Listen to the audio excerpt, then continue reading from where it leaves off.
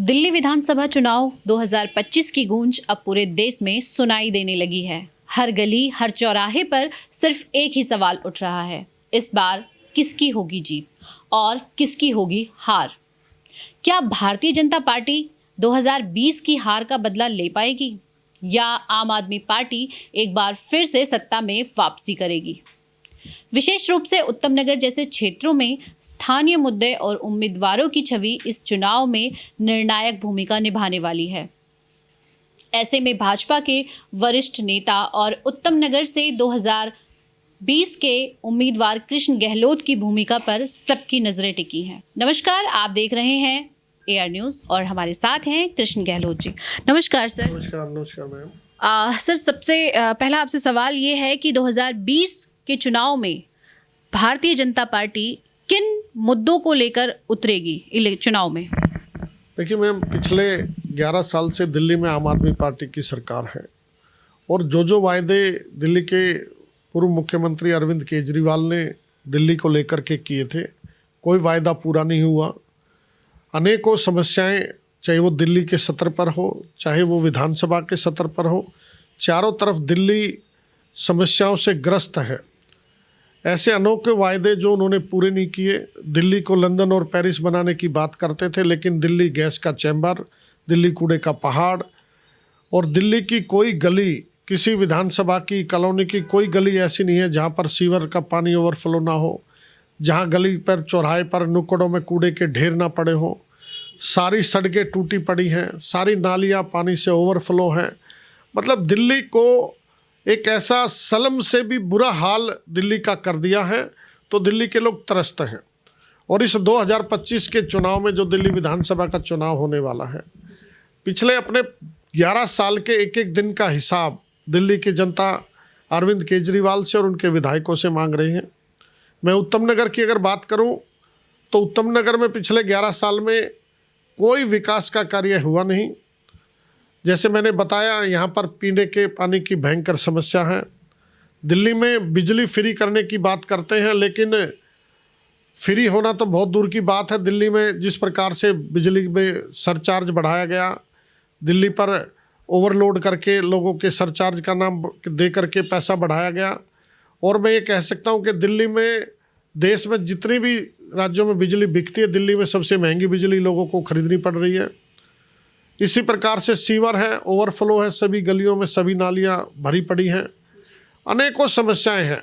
और विधायक जिसको लोगों ने चुना था विकास के लिए, उत्तम नगर का विकास हो, उत्तम नगर विकसित हो, लेकिन उसने विपरीत काम किया। जिस प्रकार से गुंडों से, बदमाशों से साठ-गांठ करके आपने देखा भी होगा, आज वो जेल में है। उसके कारण रंगदारी वसूलने का कार्य उत्तम नगर के विधायक ने किया। इनके पार्षद भी चारों तरफ लूट खसोट में लगे हुए हैं। तो मैं ये कह सकता हूँ, उत्तम नगर में और पूरी दिल्ली में एक एक दिन का हिसाब लोग इंतजार में बैठे, किस दिन चुनाव आए और उस दिन हम इसका बदला लेंगे। जैसे कि आपने बताया, यहाँ के जो मौजूदा विधायक हैं उन्होंने कोई काम नहीं किया, जिसकी वजह से जनता यहाँ पर बहुत ज़्यादा परेशान है।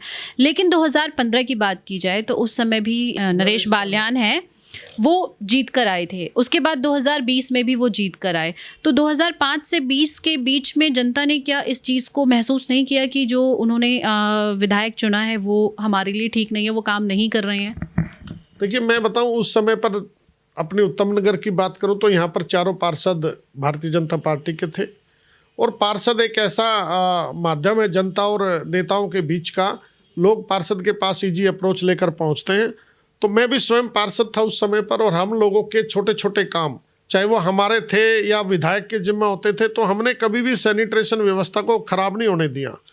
लेकिन जिस दिन से यहाँ पर आम आदमी पार्टी के विधायक के साथ साथ उनके पार्षद भी बने हैं, तो यहाँ पर पूरी सैनिटेशन व्यवस्था कोलैप्स हो गई है। कोई सुनने वाला नहीं है। पार्षदों ने लूट खसोट मचा रखी है। कोई लोग आते हैं, बेचारे घर बना रहे हैं, कोई 25 गज का, कोई 50 गज का अपना रहने के लिए मकान बनाता, तो उससे भी लाखों रुपए की वसूली का आरोप लोग उन पर लगाते हैं। और विधायक का सामने है, विधायक के कारनामे, आज उन्हीं अपने कारनामों के कारण वो जेल में पड़ा है। जैसे कि आपने बताया कि निगम पार्षद भी उनके हैं और विधायक भी यहीं का है, लेकिन काम फिर भी नहीं हो रहा है। तो जो मौजूदा सरकार है, जो मौजूदा विधायक हैं, उनका ये कहना है कि एलजी उन्हें काम नहीं करने देते क्योंकि ये यूनियन टेरिटरी है दिल्ली, और यहाँ पे जो डिसीजंस हैं वो एलजी के होते हैं, और एलजी ऑब्वियसली कि सेंट्रल गवर्नमेंट के उससे रूल करते हैं, तो कहीं ना कहीं बीजेपी ही इस चीज़ में टांग अड़ाती है। अगर उनको लगता है एलजी काम नहीं करने देते तो फिर वो सत्ता में क्यों बैठे? उनको रिजाइन करना चाहिए, एक बात। दूसरी बात, अगर उनको लगता है एलजी काम नहीं करने दे तो क्यों झूठी झूठी योजनाएं जिनको वो स्वयं मानते हैं रेवड़ी, वो ऐसी घोषणा क्यों करते हैं? अभी जैसे उन्होंने कहा मैं 2100 रुपये महिलाओं को दूंगा दिल्ली की, जो ऑटो वाले हैं या 3 व्हीलर दिल्ली में चलाने वाले लोग, उनके लिए भी उन्होंने झूठी घोषणा की है। एक तरफ बोलते हैं एलजी काम नहीं करने दे रहे, दूसरी तरफ वो झूठी घोषणाएं कर रहे हैं, तो उनकी कथनी और करनी स्पष्ट दिखाई दे रही है। अगर उनके काम में अड़चन है तो वो घोषणाएं किस आधार पर कर रहे हैं? मैं पूछना चाहता हूं केजरीवाल जी, क्या एलजी साहब ने आपको पिछले 11 साल से जो दिल्ली में पेंशन बंद पड़ी है उसके लिए भी एलजी ने रोका हुआ है क्या? आज वो आपने फार्म भरे हैं, दिल्ली में 80,000 फार्म भर दिए, अब एलजी नहीं रोकेगा क्या? क्या पिछले 11 साल से आपने राशन कार्ड में किसी का नया राशन कार्ड बना नहीं, किसी परिवार का नाम उसमें दर्ज नहीं हुआ? ऐसे कामों के लिए आप एक दूसरे पर ठीकरा फोड़ रहे हैं, ये बिल्कुल झूठ है। दिल्ली के विकास में अगर कहीं गति देने का काम किया है तो दिल्ली के एलजी ने किया है। ऐसी बहुत सारी सड़कें जहां पर दिल्ली सरकार का काम था, लेकिन हमारे केंद्रीय मंत्री नितिन गडकरी जी और एलजी साहब ने मिल करके इन सब चीज़ों को दिल्ली को विकास देने का कार्य किया है। और अब तो ये स्पष्ट है कि केजरीवाल सिर्फ झूठी रेवड़ियां देने के नाम पर मशहूर है। एक भी कोई भी घोषणा उसकी आज तक इम्प्लीमेंट नहीं हुई। मैं कह सकता हूं कि भारत में जिस प्रकार से देश के प्रधानमंत्री श्री नरेंद्र मोदी जी आयुष्मान भारत योजना के तहत 5 लाख रुपए का बीमा साधारण व्यक्ति को और 10 लाख रुपए का बीमा 70 वर्ष से ऊपर के व्यक्तियों को, बुजुर्गों को देने के लिए तैयार हैं, लेकिन ये केजरीवाल जी उस पर भी टांग अड़ा रहे हैं। क्या मैं पूछना चाहता हूँ, आयुष्मान भारत योजना को लागू करने के लिए भी एलजी ने रोका है क्या? स्पष्ट है केजरीवाल कुछ भी नहीं करता और ना केंद्र सरकार को करने दे रहा। जी, जैसा कि आपने भी अपने कथन में कहा कि मौजूदा जो विधायक हैं उनको अभी पुलिस ने अरेस्ट कर लिया है। ओपोजिशन वाले ये कहते हैं कि उनको अरेस्ट 1.5 साल पहले के केस में आज अरेस्ट किया जा रहा है क्योंकि इस समय इलेक्शन का समय है। तो कहीं ना कहीं भारतीय जनता पार्टी जो है वो इस बात से डरी हुई है कि अगर नरेश बाल्यान को दोबारा से टिकट मिलती है तो उन्हें उत्तम नगर की सीट को लूज करना पड़ेगा। देखिए, पुलिस इन्वेस्टिगेशन कर रही है, लेकिन वो उनका कहना कि 1.5 साल पहले, वो कहते हैं ना चोर चोरी से जा सकता, हेरा फेरी से नहीं जाता। वो कहीं ना कहीं अभी भी उसके बाद भी लिप्त रहे होंगे किसी न किसी उसमें। तो वो पुलिस का काम है, वो कानून का काम है, अब जस्टिफाई जैसे होगा। लेकिन मैं कह सकता हूँ जो जैसी करेगा उसको वैसा भरना पड़ेगा। तो वो अपने कर्मों की सजा भुगत रहे हैं। जेल गए हैं तो उन्होंने ऐसा कुछ किया है तभी जेल गए। जी, अभी जो चुनाव होने वाले हैं, अगर भारतीय जनता पार्टी से आप खड़े होते हैं तो आपके हिसाब से ऐसे कौन से काम हैं जो उत्तम नगर में बाकी हैं और नहीं हो पाए? आम आदमी पार्टी के निगम पार्षद और विधायक मिलकर भी वो काम नहीं कर पाए जिसको आप करना चाहेंगे। देखो, अगर मैं इस बात की सूची गिनाऊं तो वो बहुत एक लंबी फहरिस्त है, क्योंकि पिछले लंबे समय से विधायक द्वारा तो कोई काम उत्तम नगर में हुआ नहीं।